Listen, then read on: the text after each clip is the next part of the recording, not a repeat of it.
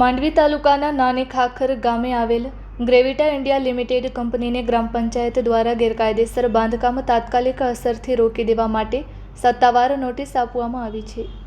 નાની ખાખર ગ્રામ પંચાયતના સરપંચ જાડેજા પ્રેમસંગ જીલુભા દ્વારા કંપનીના મેનેજરને આ નોટિસ પાઠવવામાં આવી છે.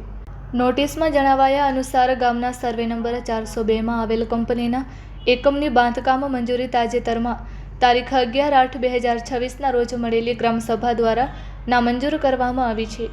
આથી ગ્રામસભાના ઠરાવનું ચુસ્તપણે અમલીકરણ કરીને કંપનીએ બાંધકામ કાર્ય ત્વરિત ધોરણે બંધ કરી દેવાનું રહેશે.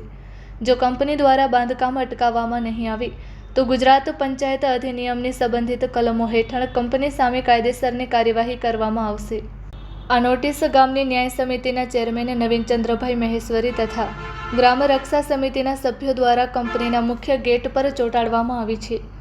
આ અંગે નાની ખાખર ગ્રામ રક્ષા અને વિકાસ સમિતિના પ્રમુખ મુકેશભાઈ મોથારિયાએ સ્પષ્ટ શબ્દોમાં જણાવ્યું હતું કે ગ્રામજનો અને પંચાયતના નિર્ણયનો અનાદર કરીને જો કંપની દ્વારા પંચાયતની નોટિસ નહીં માનવામાં આવે તો આગામી સમયમાં કાયદાકીય કાર્યવાહી હાથ ધરવામાં આવશે તથા ઉગ્ર આંદોલન કરવામાં આવશે.